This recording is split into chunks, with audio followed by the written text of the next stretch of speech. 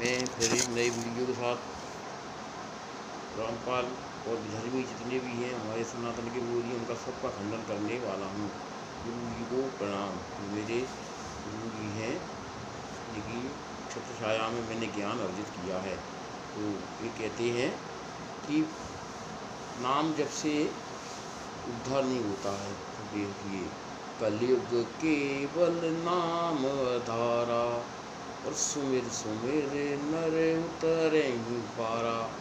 देखिए, कलयुग में तो केवल नाम को ही सबसे ज़्यादा लिया गया है, सबसे ज़्यादा प्रमुखता नाम की ही है। हमारे गुरु जी ने बताया है कि आप जितना भी गुरु मंत्र का जाप करेंगे उतना ही आपका उद्धार होगा। अब मुक्ति के बारे में ये लोग बोलते हैं कि मुक्ति नहीं होती है। देखिए, अब मैं मुक्ति के ही बारे में बताता हूँ। ये है शिव पुराण। इससे आज मैं फिर एक नया खंडन कर रहा हूँ। हाँ, पेज नंबर 574, संक्षिप्त शिव पुराण, कोट रुद्र संहिता, मुक्ति और भक्ति के स्वरूप का विवेचन। ऋषियों ने पूछा, सूजी आपने बारंबार मुक्ति का नाम लिया है, या मुक्ति मिलने पर क्या होता है? मुक्ति में जीव की कैसी अवस्था होती है, यह हमें बताइए। सूजी ने कहा, महर्षियों सुनो, मैं तुमसे संसार क्लेश का निवारण तथा परमानंद का दान करने वाली मुक्ति का स्वरूप बताता हूँ। मुक्ति 4 प्रकार की कही गई है: सारूप्या, सालोक्या, सानिध्या तथा चौथी सायुज्या। इस शिवरात्रि व्रत से सब प्रकार की मुक्ति सुलभ हो जाती है। जो ज्ञान रूप अविनाशी साक्षी ज्ञानगम्य और द्वैत रहित साक्षात शिव है, वे ही यहाँ केवल मोक्ष के तथा धर्म अर्थ और काम रूप त्रिभुव के भी दाता हैं। केवल्या नामक जो 5वीं मुक्ति है वह मनुष्यों के लिए अत्यंत दुर्लभ है। मुनिवरों में उसका लक्षण बताता हूँ, सुनो। जिनसे यह समस्त जगत उत्पन्न होता है, जिनके द्वारा इसका पालन होता है, तथा अंतोगत्वा यह जिनमें लीन होता है, वे ही शिव हैं। जिससे यह संपूर्ण जगत व्याप्त है, वही शिव का रूप है। मुनीश्वरों, वेदों में शिव के 2 रूप बताए गए हैं, सकल और निष्कल। शिव तत्व सत्य ज्ञान अत्यंत एवं सच्चिदानंद नाम से प्रसिद्ध है। निर्गुण उपाधि रहित अविनाशी शुद्ध एवं निरंजन निर्मल है। वह न लाल है, न पीला है, न सफ़ेद है, न नीला है, न छोटा है, न बड़ा है और न ही मोटा है, न महीन, जहाँ से मन सहित वाणी से उस न पाकर लौट आती है, वह परमात्मा ही शिव कहलाता है। जैसे आकाश सर्वस्त्र व्यापक है, उसी प्रकार यह शिव तत्व भी सर्वव्यापी है। यह माया से परे, संपूर्ण द्वंद्वों से रहित तथा मत्सरता शून्य परमात्मा है। यहाँ शिव ज्ञान का उदय होने से निश्चय ही उसकी प्राप्ति होती है, अथवा तो जो सूक्ष्म बुद्धि के गुण द्वारा शिव का ही भजन ध्यान करने से सत्पुरुषों को शिव पद की प्राप्ति होती है। संसार में ज्ञान की प्राप्ति अत्यंत कठिन है, परंतु भगवान का भजन अत्यंत सुकर माना गया है। इसलिए संत शिरोमणि पुरुष मुक्ति के लिए भी शिव का भजन ही करते हैं। ज्ञान स्वरूप मोक्षदाता परमात्मा से भजन के ही अधीन है। भक्ति से ही बहुत से पुरुष सिद्ध लाभ करके प्रसन्नतापूर्वक मोक्ष परम मोक्ष पा गए हैं। भगवान शंभु की भक्ति ज्ञान की जननी मानी गई है। जो सदा भोग और मोक्ष देने वाली है, वह साधु महापुरुषों के कृपा प्रसाद से सुलभ होती है। उत्तम प्रेम का अंकुर ही उसका लक्षण है। जो वह भक्ति भी सगुण और निर्गुण के भेद से 2 प्रकार की जानी चाहिए। फिर जो व्याधि और स्वाभाविक ये 2 भेद और होते हैं। इनमें व्याधि की अपेक्षा स्वभाव की श्रेष्ठ मानी गई है। इसके सिवा नैष्ठ की और अनैष्ठ की के भेद से भक्ति के 2 प्रकार और बनाए गए हैं। नैष्ठ की भक्ति 6 प्रकार की जाननी चाहिए और अनैष्ठ की 1 ही प्रकार की फिर वेता और अवेता के भेद से विद्वानों ने उसके अनेक प्रकार माने हैं। उनके बहुत से भेद होने के कारण यहाँ विस्तृत वर्णन नहीं किया जा रहा है।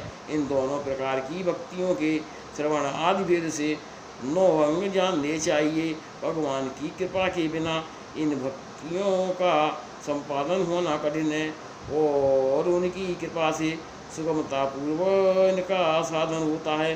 तो जो भक्ति और ज्ञान को शंभु ने एक दूसरे से भिन्न नहीं बताया है, इसलिए उनमें भेद नहीं करना चाहिए। ज्ञान और भक्ति दोनों के ही साधक को सदा सुख मिलता है। ब्राह्मणों जो भक्ति का विरोधी है उसे ज्ञान की प्राप्ति नहीं होती है। देखिए, भक्ति का विरोधी कौन है? ये रामपाल और इसका तंत्र। तो उसे मुक्ति कहाँ से होगी? साफ लिखा है शिव पुराण में, भगवान शिव की भक्ति करने वाले को ही शीघ्रतापूर्वक ज्ञान प्राप्त होता है। अतः मुनीश्वरों महेश्वर की भक्ति का साधन करना आवश्यक है, उसी से सबकी सिद्धि होगी, इसमें संशय नहीं है।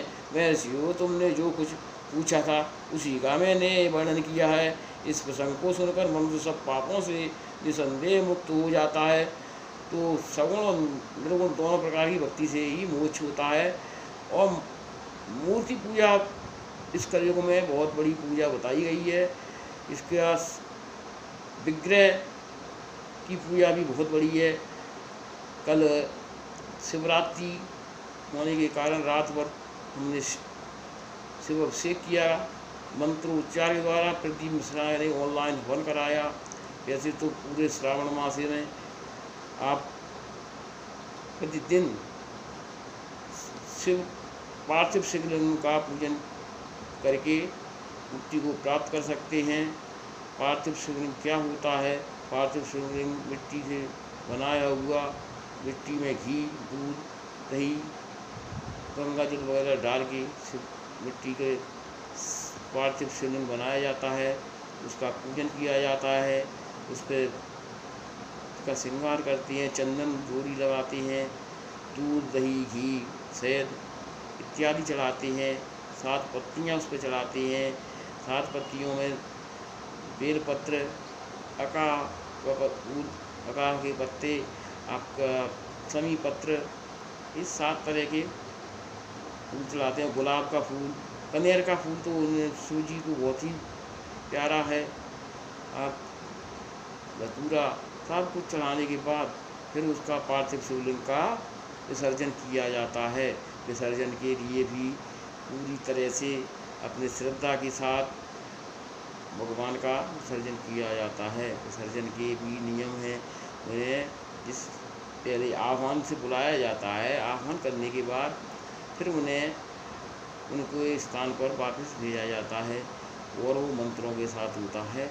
मंत्र दृष्टा अर्थात तत्वदर्शी संत हमारे पूज्य तुलसीदास जी, सूरदास जी, अनेकों भक्त हुए, व्यास जी हुए हैं, सुखदेव जी हुए हैं, वो बहुत लोग हुए हैं। ये मूर्ख क्या जाने, 2 मिश्र जी हुए हैं। तो इनको तो कोई ज्ञान ही नहीं है, कुछ भी बकते रहते हैं। वो एक मूर्ख है रामपाल, उसको तत्वदर्शी बताते हैं, जबकि उसे हिंदी पढ़ना भी नहीं आता है। संस्कृत का तो सा ही नहीं उसे आता है कि सा क्या होता है, प्रारंभ भी नहीं आता, ABCD नहीं आती है संस्कृत की। और हमारे वेदों का वर्णन साधारण व्याकरण से नहीं किया जा सकता है, इसके लिए वैदिक व्याकरण चाहिए। गुरु परंपरा के द्वारा इनका भाष्य किया जाता है। आर्य समाज ने मनमाना इनका भाष्य किया है। उनके ग्रंथ कोई ऑथेंटिक नहीं है, उन्हें कोई मान्यता नहीं है। केवल हमारे यहाँ गीता प्रेस से छपे हुए ग्रंथ ही मान्य हैं, अन्य के नहीं। इनको हम प्रमाणिक मानते हैं। सभी सनातनियों से यही निवेदन है कि उन ग्रंथों का ही अध्ययन करें। पूजा पाठ के लिए मैंने वीडियो ही बताए हैं कहाँ से प्रारंभ की जाती है। सनातन धर्म का आप कहाँ से पूजा प्रारंभ करें, ग्रंथों को कहाँ से पढ़ें, धर्म क्या है, धर्म धार्यति, धर्म को धारण करना ही चाहिए। सनातन क्या है? सनातन नित्य है जो हमेशा से था और रहेगा। नित्य है, अनंत है, इसका कोई भी अंत नहीं। जिस तरह समुद्र का कोई अंत नहीं है और शांत ऐसा ऐसे हमारे सनातनी शांत एवं मर्यादा में रहती हैं। जो उद्दंड लोग जब भी चैनलों पे आते हैं कुछ ना कुछ गालियाँ बकते जाते हैं, क्योंकि उनके पास ज्ञान नहीं है। ज्ञान का अभाव न होने के कारण अज्ञानी लोग कुछ भी बकते हैं, कुछ भी बोलते हैं, जबकि हमारे सनातनी भाई सिर्फ मर्यादा में रह करके ही बात करते हैं। मर्यादा का ही पालन करना हमें बताया गया है। एक गाली देने से हजारों सालों का पाप हमको लगता है, इसलिए गाली तो मुँह पे कभी नहीं आना चाहिए। अब हम सनातनी हैं, सनातनी भाइयों को मैं बराबर कहूँगा अपने वेदों का अध्ययन करें। अगर किसी के भटकाव्य में ना आए, अगर कोई कहता है कि यहाँ ये लिखा है तो आप अपने शास्त्रों से मिलान करें। कोई बीच में से दो शब्द निकाल ले, यह मैं ये कहता हूँ समुद्र भरा हुआ है, उसमें से कोई एक लोटा जल निकाल ले और उसमें कहीं कोई कीड़े वगैरह आ जाए, कोई मछली वगैरह आ जाए कैसे भी, तो क्या वो पूरा गंदा हो गया है, समुद्र खाली हो गया? अरे मूर्खो, तुम क्या समझो कि सनातन क्या है, सनातन ग्रंथ क्या है, पूजा पाठ क्या है, कैसे करना चाहिए। अब कोई भक्त ने कहा हमसे कहता है, दास रामपाल के दास ज़्यादा बोलते हैं कि आप वो वेद खोल लो, तो भाई हम कभी भी रात में अपने वेदों को, अपने पुराणों को, अपने उपनिषदों को, वेदांगों को हम नहीं खोलते हैं। हमारा सूक्ष्म वेद इतिहास है, इतिहास को हम सूक्ष्म वेद मानते हैं 5वां। और हम अपने महाभारत को, महाभारत की आरती में ही लिखा है ये पंचम वेद निराला, तो पंचम वेद हम उसको भी मानते हैं। इनके कोई ग्रंथ को मानने की आवश्यकता नहीं है। और इनके ग्रंथों में से भी हम इनका खंडन बहुत ज़्यादा करते हैं। हमारे सनातनी चैनल वाले बहुत खंडन करते हैं, आते ही नहीं है किसी चैनल पर, क्योंकि ये तो अपने मूर्खता दिखाती हैं। मूर्खों को और क्या आता है मूर्खता के अलावा, केवल मूर्खता की बात करते हैं। इन्हें हम कुछ भी दिखाएं तो उनकी समझ में नहीं आता है कि हम किस तरह पर बोल रहे हैं, कौन से बोल रहे हैं। हम अपने भगवानों से उल्टा सीधा बोल रहे हैं। अरे भाई तुम कहाँ भटक गए हो? हम तुम्हें वापस बुलाना चाहते हैं, हम तुम्हें सत्य का बताना चाहते हैं। सत्य है क्या? ये मूर्खता से क्या होगा? अपने सत्य मार्ग पर चलो, अपना उद्धार करो। और हम कहते हैं ये लोग कि स्वर्ग नहीं है, चलो मैं स्वर्ग का रास्ता तुमको दिखाता हूँ, मेरे साथ चलिए। बद्रीनारायण के पास माना गांव है, वहाँ से पांडव स्वर्ग को गए हैं। उनमें 5 पांडव, माँ द्रौपदी, एक कुत्ता, ये सब लोग गए हैं। हम स्वर्ग का देख के आए, भीमशिला देख के आए हैं, सरस्वती नदी का संगम देख के आए हैं। वहाँ हमें लगता है कि हम पूरी मोह माया से दूर हो गए, हम तो उसको देख के आए हैं। और हमें किसी तरह का कोई वो नहीं है, भेद नहीं है हमारे अंदर। हमें तो मुक्ति मिलेगी, क्योंकि हम हमेशा पूजा पाठ में रहते हैं, त्रिकाल संध्या करते हैं। त्रिकाल संध्या को बताया गया है, त्रिकाल संध्या जिसने कर ली उसकी मुक्ति हो जाएगी, वह जन्म मरण में नहीं रहता है। और आत्मा तो वैसे भी अविनाशी है, इस शरीर का नाश होता है, आत्मा का नाश कभी नहीं होता है। और जो शुद्ध आत्माएँ होती हैं वो तो फिर जन्म मरण में आती ही नहीं है। क्योंकि जिनकी भक्ति इतनी नहीं है तो उन्हें फिर से दोबारा भक्ति के लिए अच्छी गति के साथ जन्म लेना पड़ता है। क्योंकि अधम गति रहती है, फिर उससे उत्तम गति रहती है, फिर अति उत्तम गति रहती है। तो इन गतियों में आपको रहना चाहिए। कलयुग में नाम का बहुत महत्व है। कोई गुरु बनाइए, गुरु परंपरा होना चाहिए, किसी को भी गुरु न बनाएं। पानी पिए छान और गुरु बनाएं जान, जान का गुरु होना चाहिए जो तुम्हारी शंकाओं का समाधान करे। गुरु वह होता है जो हमको अंधकार से प्रकाश की ओर ले जाए, हमें भक्ति मार्ग में ले जाए, हमारे अंदर फैला हुआ अंधकार को दूर कर दे, उसे हम गुरु कहते हैं। ऐसे नहीं किसी को भी बना लें, जैसे रामपाल कहता है गुरु बनाओ 10-5 सांचा है। क्या सांचा आँचा होता है? चाचा आँचा काँचा है, क्या होता है? कबीर फकीर, कबीरा खबीरा फकीरा तुम कहते रहो, हमें इससे कोई फर्क नहीं पड़ता। हम सनातनी हैं, हमसे भगवान के भक्त हैं। हमारे इष्ट देवों को जो गाली देगा उसको हम कहीं भी छोड़ेंगे नहीं, बख्शेंगे नहीं, चाहे आप कुछ करिए, कहीं भी रहिए। अगर किसी सनातनी के सामने पड़ गए तो वो आपको आपकी औकात दिखा देंगे कि आप हैं क्या, और आप मुँह दिखाने लायक नहीं रहेंगे।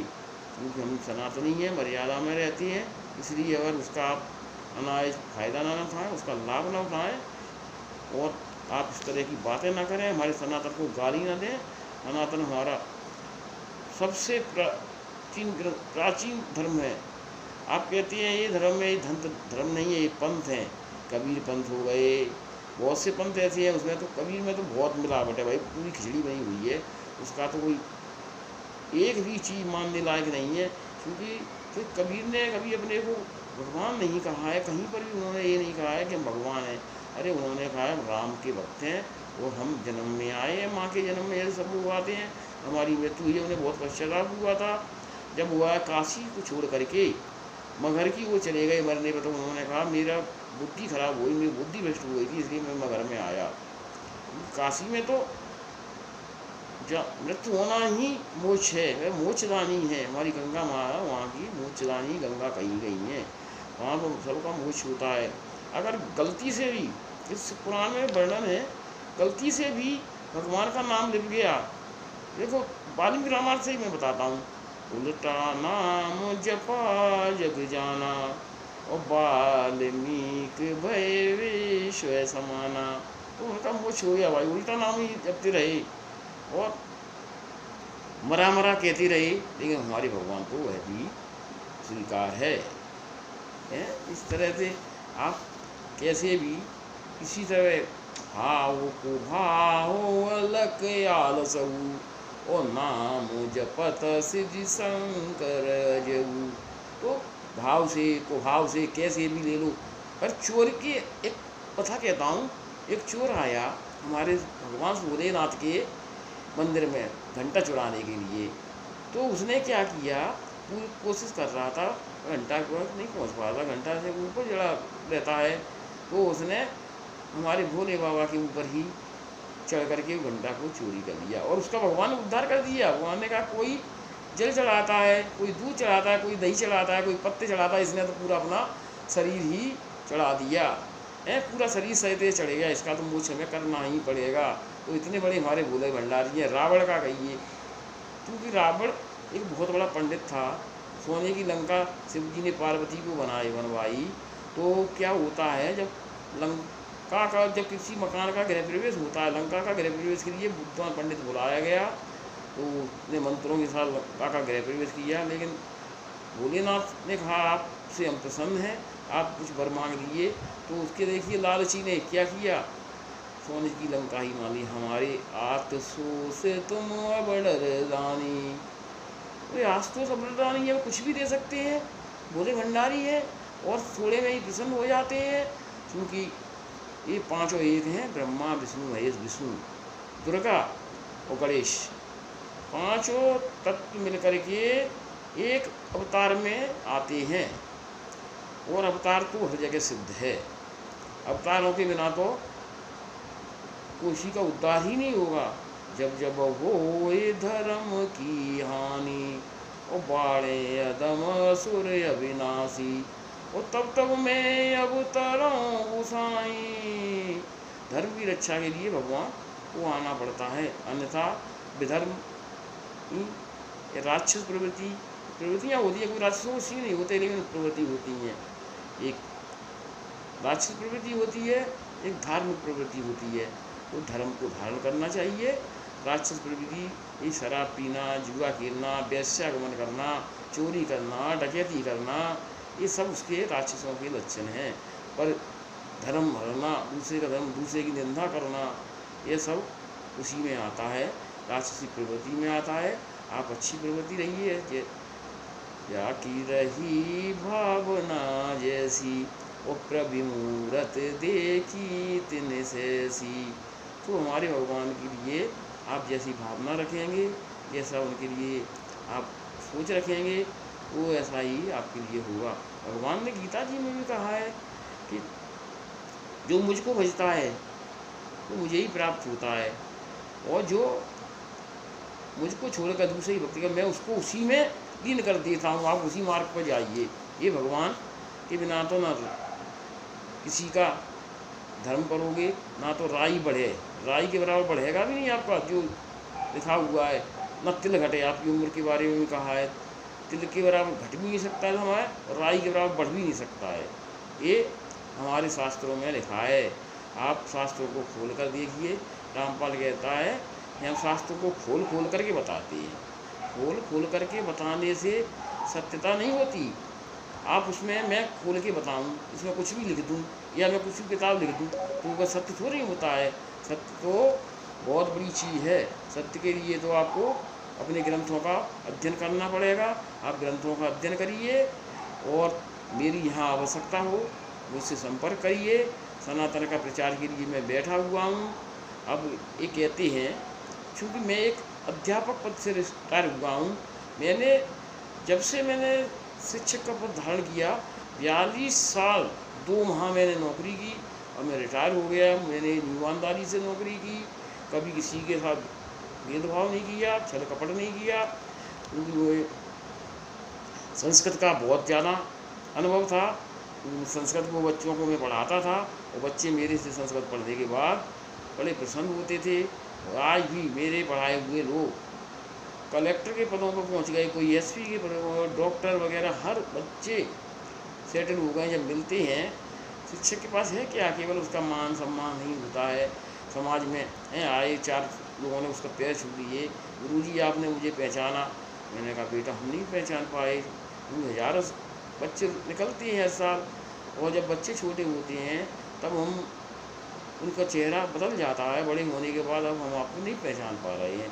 जब वो हमें बताते हैं कि हम इस क्लास में थे, ये हमारा नाम है, इस सन में हमारे साथ ये बड़े, तब हम मुझे कहते हैं हाँ बेटा मैंने तुमको पढ़ाया है पक्का, अब मुझे याद आ गया।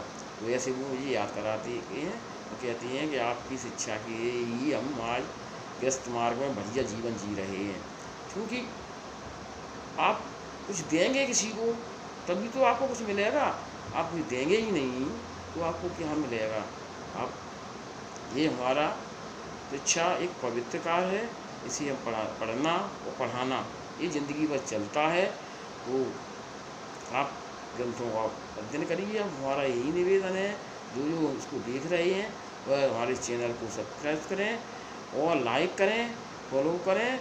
इससे आपको नया वीडियो बनाने में हमारे को प्रसन्नता होगी, क्योंकि हमारे चैनलों को देखा जाता है। हमारी कहीं कुछ समाज में इज्जत है, बकत है कुछ, तो इसलिए इन चैनलों का हमारे का वो करें, लाइक करें, सब्सक्राइब जरूर करें। हमें उससे आनंद आता है कि हम जो कुछ कह रहे हैं, जो मेहनत कर रहे हैं, उसका हमें कहीं ना कहीं परिणाम मिल रहा है। ओम वे नमः। गुरु जी हमेशा हमारा ध्यान रखें, हमारे परिवार का, हमारे सनातनियों का, वे कृपा कर